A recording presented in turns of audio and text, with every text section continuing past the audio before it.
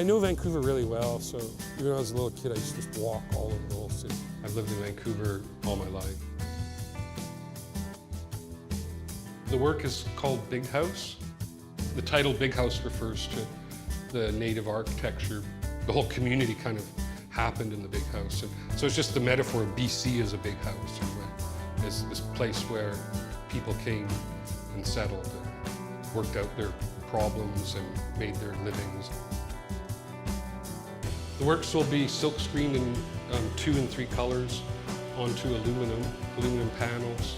Each of these panels is about 4 by 5 feet. So the overall work is 8 feet high, 135 feet wide. And it's derived from historical photographs from the Vancouver Public Library Historical Photographs Division. I did a lot of work in the 1980s using archival, historical photographs to talk about BC history a bit.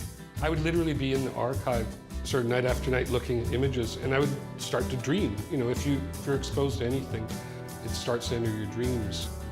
And so, in a way, the work, I kind of conceived of it as kind of the dream of the archivist and the history of Vancouver and British Columbia.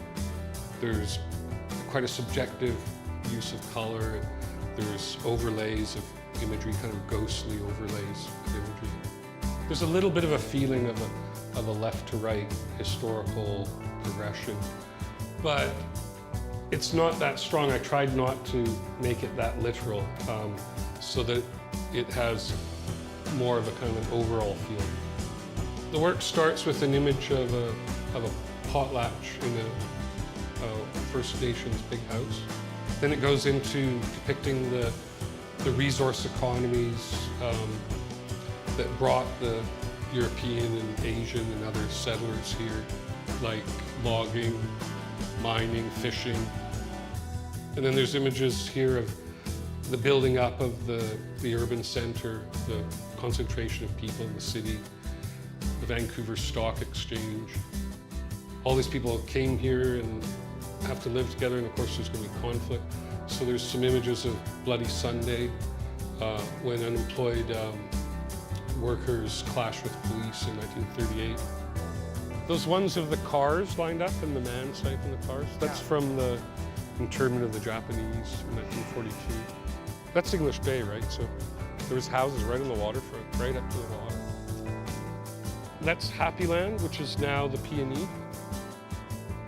And this is right downtown with the Royal Bank there. It's probably somewhere around like Granville and Robson.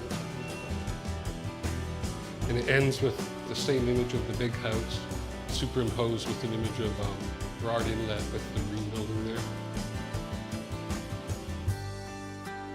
You know, previous to the 20th century, history painting was the most important genre in art. And that was paintings that depicted important historic events. And what happened in the 20th century was photojournalism kind of took over that job and stole it away from painting.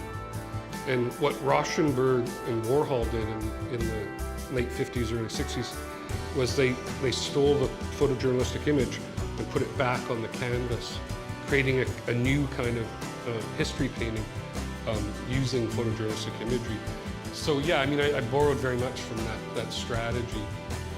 It's kind of my proposition for a new kind of history painting.